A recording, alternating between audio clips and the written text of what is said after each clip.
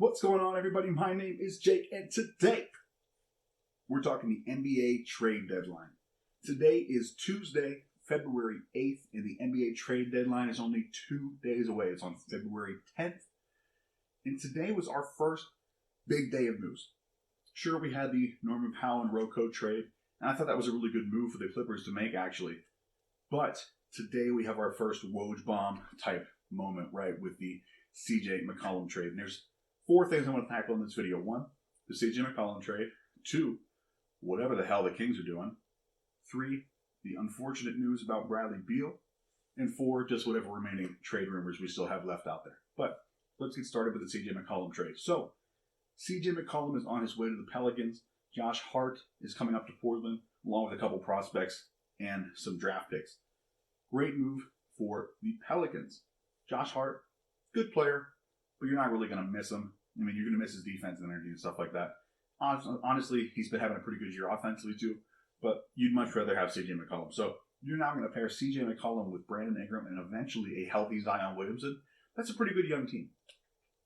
If you're the Pacers, I thought, to me, that this signaled the complete rebuild. They were going to tear it all down and rebuild, take a few years, and come up with a new identity. And with that, I thought that they'd move off of Damian Lillard, too. I mean, they're trading Norman Powell, you're trading Robert Covington, you're trading C.J. McCollum.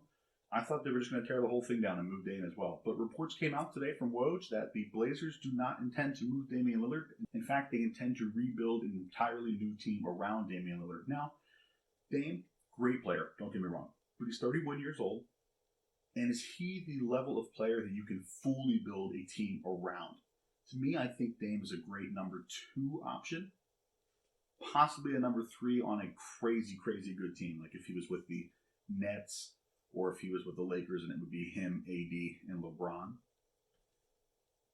I think that's what suits Damian Lillard in terms of winning a championship. I don't know that you're going to be able to build a team around Damian Lillard. And if you do, it's not going to happen overnight. And by the time you get it there, he may be 34 years old. So you're going to be running out of time then as well. So understand the move for the Pelicans. Blazers, if I were you, I'd tear it all down. I don't think you're going to be able to build it up with just Damian Lillard, unless you really blow me away and surprise me with some more trades and you pull in a Ben Simmons and a Jeremy Grant and whoever else you may be able to get. But I really don't see that happening. So let's move on to the second and probably most shocking trade of the day, which is the move that the Kings made. I mean, what the hell is going on over there, right? You've got the Kings. Pretty terrible. Pretty terrible team. You've got the Pacers, who they make this trade with. Also, pretty underwhelming. Pacers have a lot of good players, but they're just not good enough. They don't have anybody great. They've got a lot of good, no one great. So, I understand why you're making moves for the Pacers. I understand why you're making moves for the Kings. But if I'm the Kings, I'm getting off of older players. I'm building around whatever young talent I do have. Like my lottery picks in Tyrese Halliburton, De'Aaron Fox, and potentially even Marvin Bagley if I still think he has potential, even though he's not been able to stay healthy. But nope. If you're the Kings, you say screw all that. And you trade Tyrese Halliburton, Buddy Hield, and Tristan Thompson for Domantas Sabonis. So yeah, you're getting Sabonis back. You're getting an all-star player. Great, congratulations. I don't think it's going to make any difference for you. It's really not going to help you. It maybe gives you a couple games this year, but in the long run, I think it's going to hurt you. I'd rather have Tyrese Halliburton, Buddy Hield. You could get rid of Tristan Thompson. I think that was a good move to offload that contract. I know he's making more money than he should. But that's probably an expiring deal anyway, so if you're the Pacers, you don't mind taking it on because you're going to get a great three-point shooter in Buddy Hield, a guy who's going to give you 40% from 3 and 17, 18 a night, regardless of whatever team he's playing for. And a guy, Tyrese Halliburton, who's in his second year, averaging 14, 15 a game, and is a great young piece who many thought would be one of the better players out of that class. And the Kings are just dishing him away. And you're not getting a superstar in return. You're getting a borderline all-star in Domantas Sabonis. So, do not understand this trade for the Kings. I see another pattern of losing coming for the Kings. I apologize to all Kings fans, but I don't see this turning around anytime soon. And of the teams in California, they're the last one that anybody want to go play with. So it's not like they're going to be attracting any free agents. Pacers, you've started to kind of signal the rebuild in Indiana. It's just not quite there, even though you've got a lot of good players.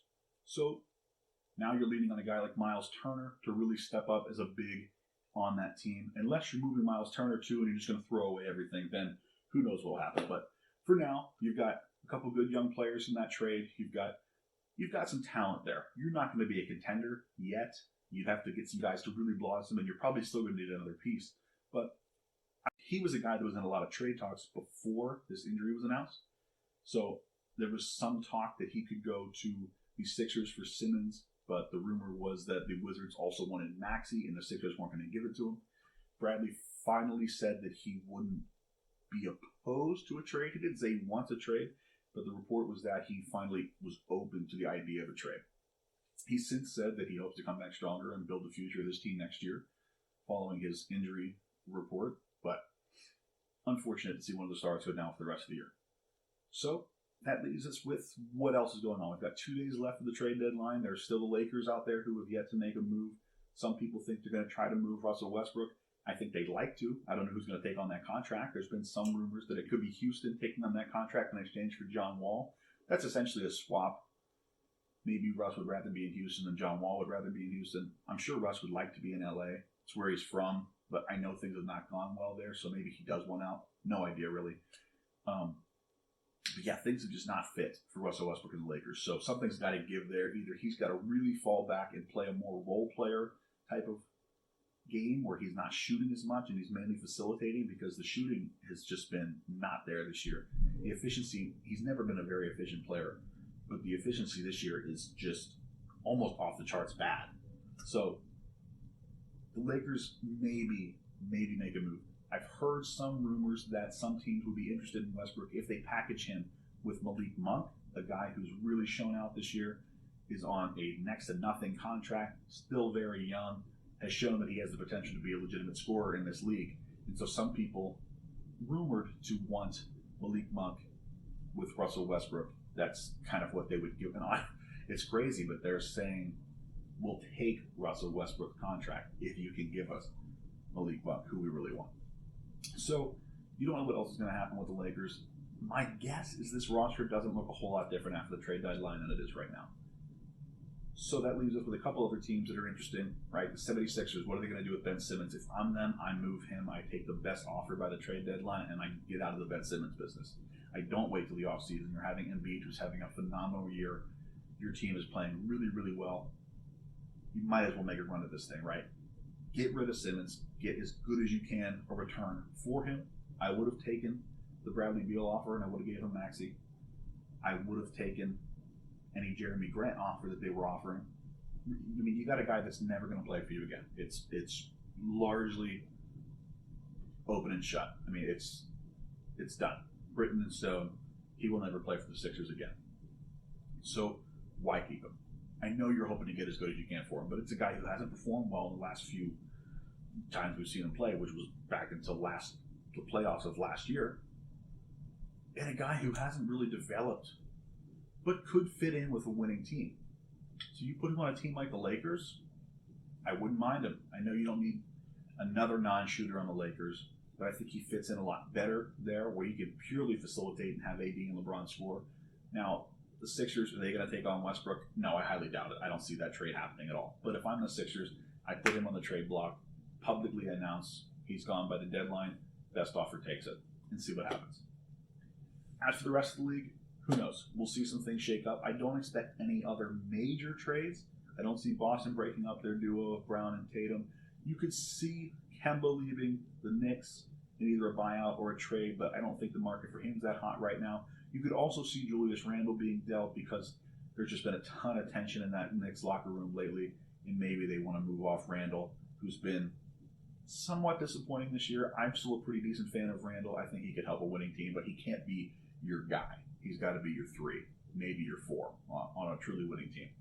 He can't be the 1 or 2 option. So still a lot of exciting stuff to happen. We've got a couple of days left. It's usually pretty crazy around this time. There will be trades up to the wire. Whether or not any of them will be big blockbusters like the one we saw today, who knows? But thank you guys for sticking around to the end of the video. Please like and subscribe for more content, basketball related, sports card related, sports in general. It's going to get into music and other types of areas eventually, but this is where we've landed so far. So thanks so much. Hope you stick around for more. See ya.